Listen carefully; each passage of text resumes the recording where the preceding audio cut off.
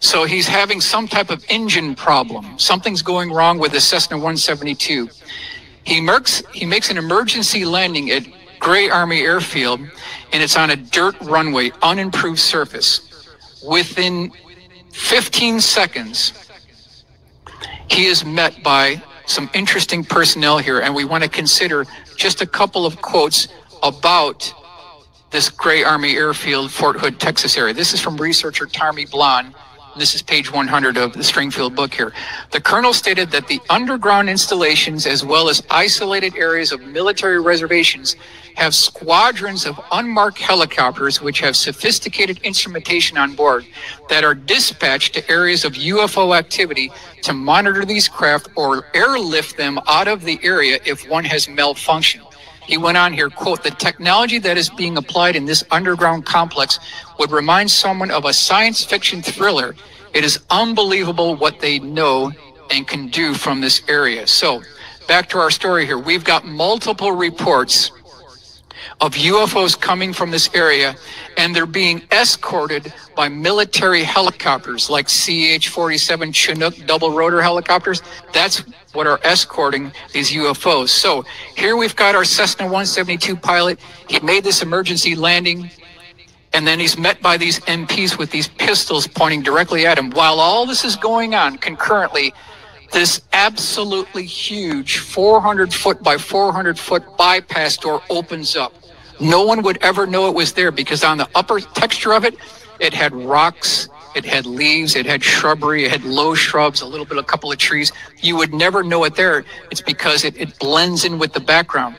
Now, as this bypass door opens up, he could see that there was a Cray computer system there.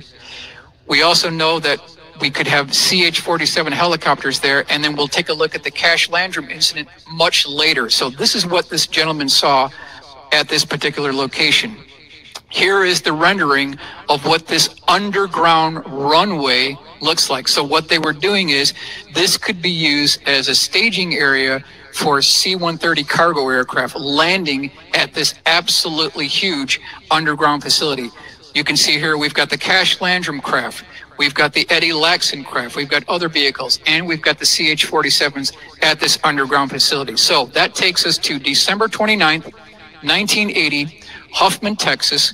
We've got Betty Cash, Vicki Landrum, and Colby Landrum. It's about 9 p.m. at night. They're driving down the road.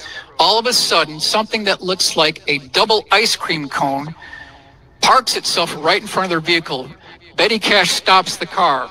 It's at night. This is December. It's cold out. And there's this roaring noise and this blue flame, didn't look like a campfire flame, coming from the bottom of this craft. It's bobbing up and down. It has a proximity sensor, so there's this beeping noise going on while this is all going on. She gets out of the vehicle, goes toward the hood of the craft while she's watching this, very close proximity. As she goes back to open up the car door, she burns her hand on the handle. And then when she goes back inside, it was so hot they had to turn the air conditioning on. This is in the height of winter here. Within about 3 minutes, as this craft is departing, there are no less than 23 double rotor CH-47 helicopters that are chasing after this thing with spotlights. This is December 29th, 1980, Huffman, Texas. Within an hour of all three witnesses getting home, they all suffered the acute effects of radiation sickness. So is this an example of a atomic powered craft that had a hull breach on the side of it that was spewing out